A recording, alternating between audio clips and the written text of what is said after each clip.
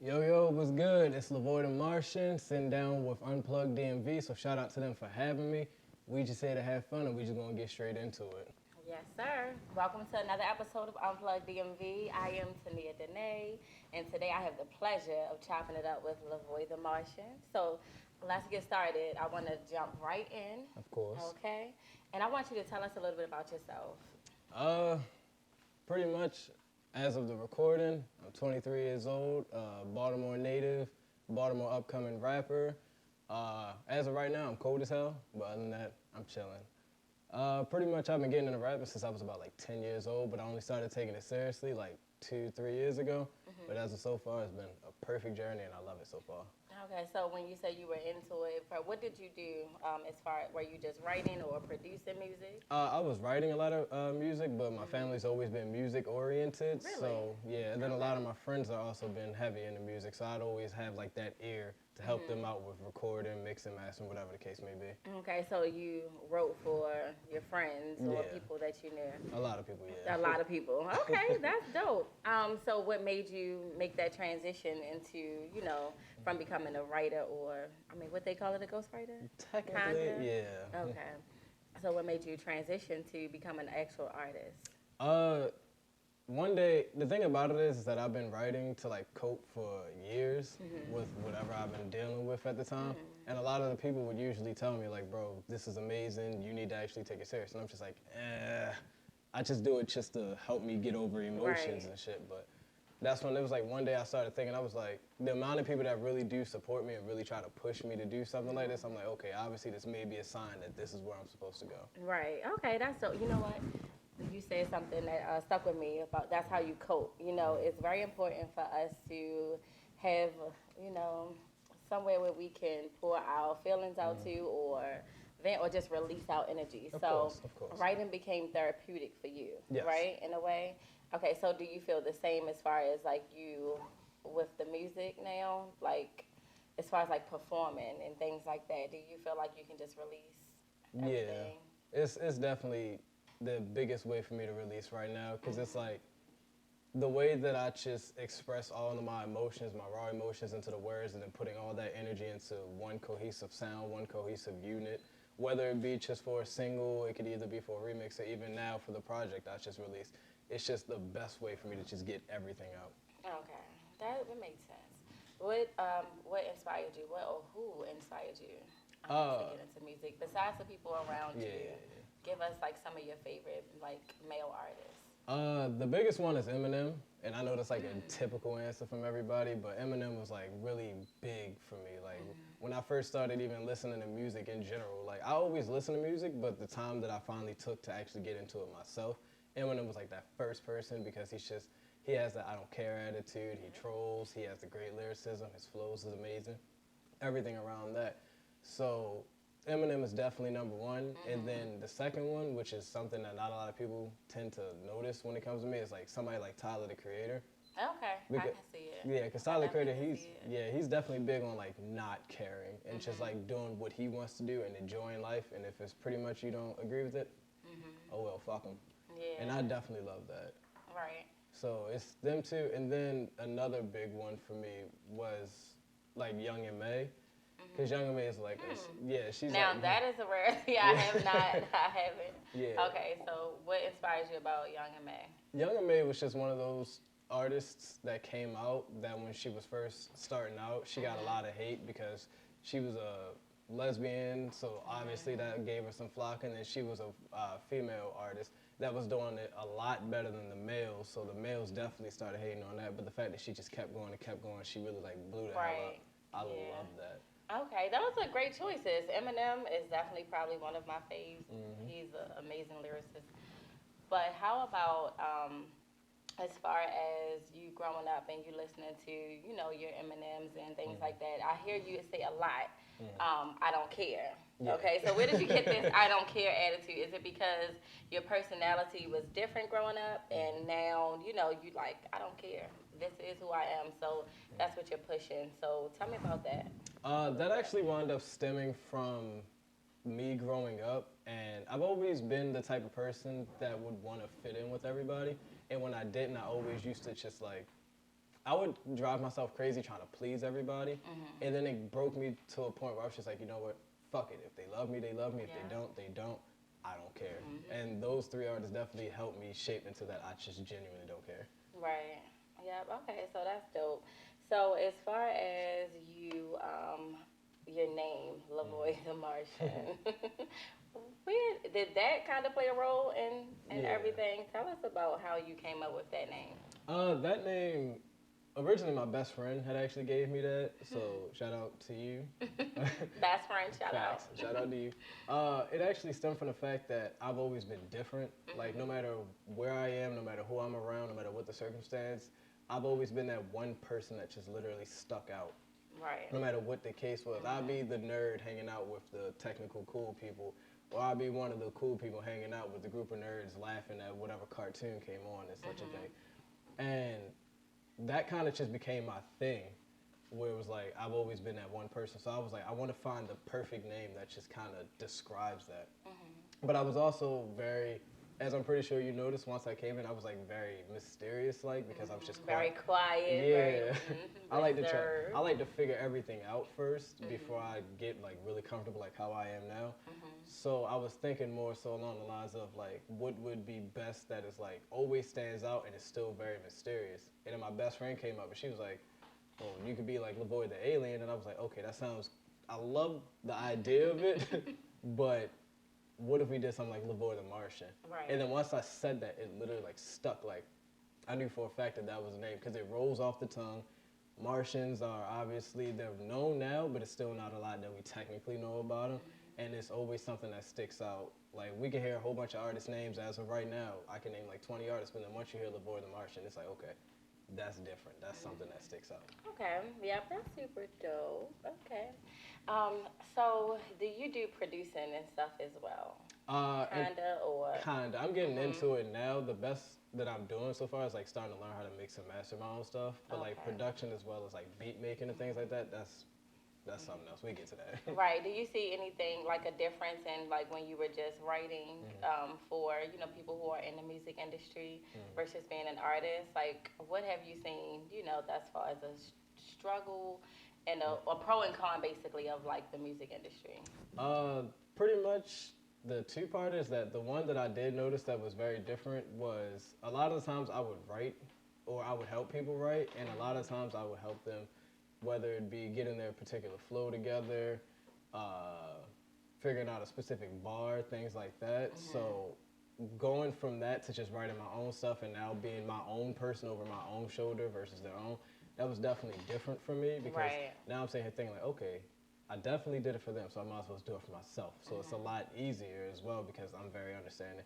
Because you know how it is, some people that ask you for your help and then they'll be like, oh, thanks for the help, but that's not what I,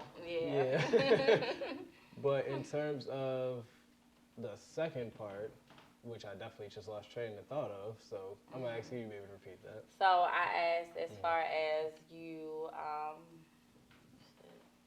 don't know. Give me 1 second.